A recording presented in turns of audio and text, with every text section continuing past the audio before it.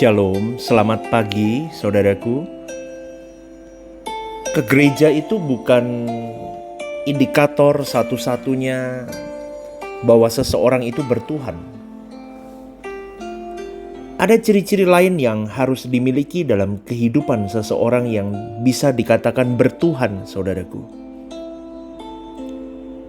Tidak ada manusia yang berkualitas jika ia tidak bertuhan. Itu adalah fakta yang sebenarnya. Mau seperti prestasi apapun, sehebat pencapaian apapun yang sudah dimiliki oleh manusia itu, gelar panjang, kekayaan setumpuk, kekuasaan yang begitu kuat dan luas, jabatan yang tinggi, itu tidak ada artinya kalau ia tidak hidup bertuhan. Dan orang yang tidak bertuhan tidak layak dihidupkan terus di kekekalan, di langit baru bumi baru. Gak layak dia. Orang model begitu biasa akan dibuang di neraka jahanam, bukan di langit baru bumi baru. Gak akan boleh menginjakkannya. Itulah sebabnya firman Tuhan berkata, kesia-siaan di atas segala kesia-siaan. Ketika ayat itu muncul dari seorang berhikmat di PL, belum ada keselamatan dalam Yesus Kristus. Artinya, manusia belum memiliki jalan untuk menemukan Bapa Elohim Yahweh. Betul. Maka dia berkata kesia-siaan di atas segala kesia-siaan. Maksudnya adalah apapun yang dimiliki oleh manusia, pangkat, kekayaan, kegantengan, kecantikan, kedudukan, status, semuanya sia-sia. Pertanyaan yang harus kita perkarakan di dalam hidup kita masing-masing, apakah kita sudah bertuhan selama ini? Karena orang bertuhan pasti beragama, tapi orang beragama belum tentu bertuhan, saudaraku. Jadi jangan kita kecewa melihat orang yang rajin ke gereja, beragama, tapi kelakuannya seperti orang yang tidak punya etika, sewenang-wenang kepada sesamanya, berduri, menyakiti sesamanya. Karena dia hanya sedang bergereja dan beragama, tapi tidak bertuhan.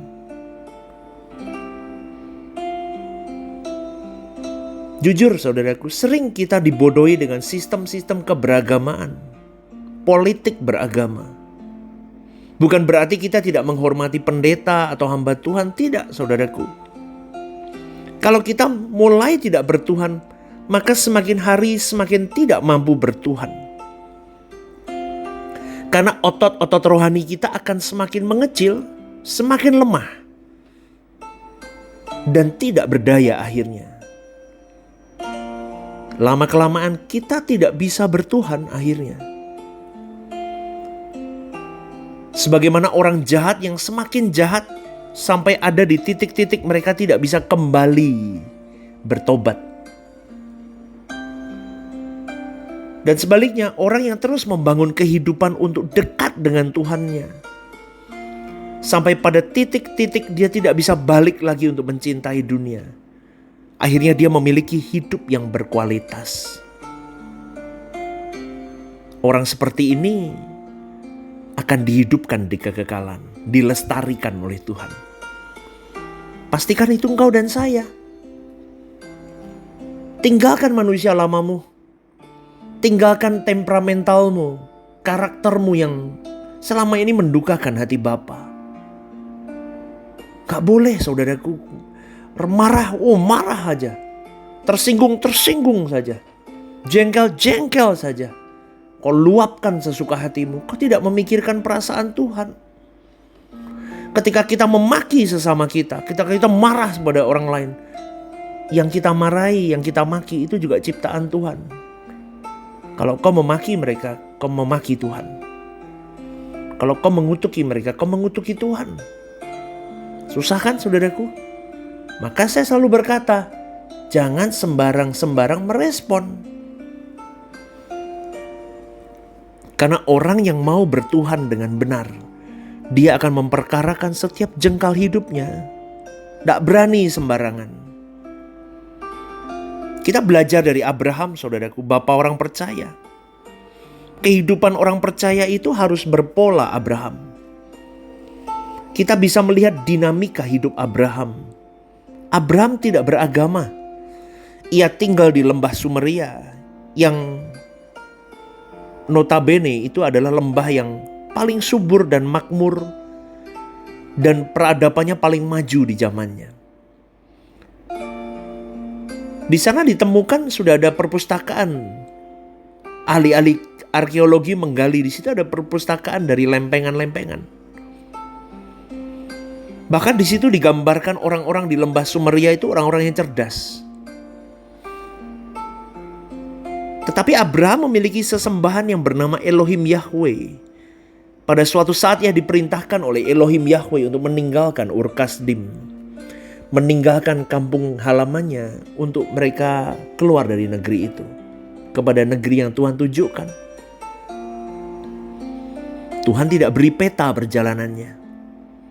Abraham hanya menurut saja kemana Tuhan bawa dia pergi. Dan akhirnya sampai di penghujung hidupnya Abraham tidak pernah menemukan negeri itu. Sebab ternyata itu adalah negeri di balik kubur. Abraham tidak pernah kembali ke Ur Kasdim.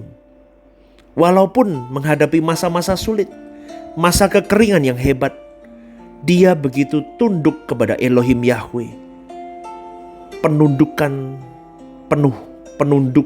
total. Abraham itu tidak beragama, saudaraku. Tapi Abraham bertuhan. Dia hidup hanya menuruti apa yang Allahnya kehendaki.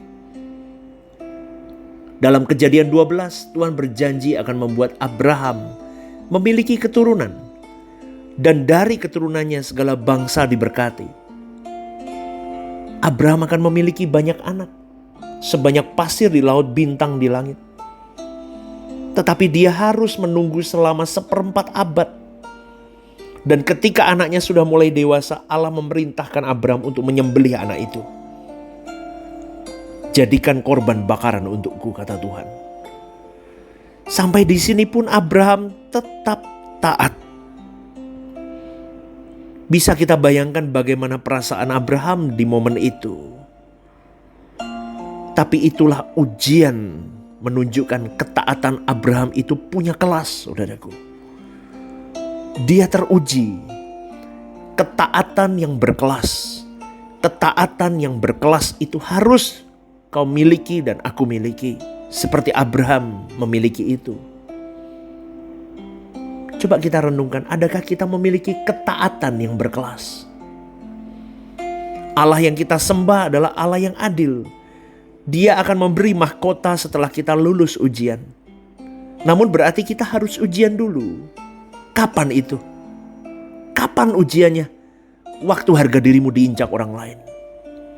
Waktu engkau tidak bersalah tapi dipersalahkan oleh orang lain dan kau meminta maaf terlebih dahulu. Ketika mobilmu diserempet dan kau tidak marah-marah kepada orang itu dan kau memaafkan dan bahkan kau memberkati orang yang menyerempet dirimu. Ketika engkau difitnah di belakang, ketika engkau dibincangkan di belakang, orang terbaikmu, orang terdekatmu menusukmu dari belakang. Ketika pemimpinmu membuangmu. Ketika engkau dipersoalkan yang tidak baik. Itulah yang mau saya katakan. Ujian yang harus kau tempuh. Tapi kalau kau lolos ujian itu, maka kau berkelas di hadapan Tuhan. Amin, saudaraku. Amin. Kita mau berjuang.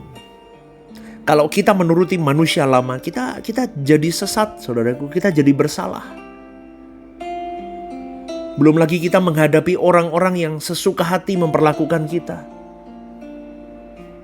Betul kan, saudaraku? Kalau kita bawahan, kita mungkin punya pemimpin yang sewenang-wenang, yang kasar, yang sesuka hatinya memperlakukan kita. Atau mungkin kita seorang pemimpin, kita seorang hamba Tuhan. Kita punya anak buah, kita punya orang-orang di sekitar kita yang seenaknya dengan kita. Sesuka hatinya, dia mau meluapkan emosi sesuka hati. Kita mau ujian kita lulus. Ketaatan yang teruji, ketaatan yang berkelas. Maka kita harus belajar untuk terus berhubungan dengan Sang Khalik, untuk kita bisa mengerti pikiran dan perasaannya, dan kita berjuang melakukannya meskipun sakit, meskipun tidak normal, meskipun sesuatu yang aneh menurut dunia. Tapi itulah bertuhan, saudaraku. Itulah ketaatan yang berkualitas, ketaatan yang berkelas. Kau dan saya harus memiliki itu. Renungkan ini. Dan selamat pagi, saudaraku. Tuhan memberkati.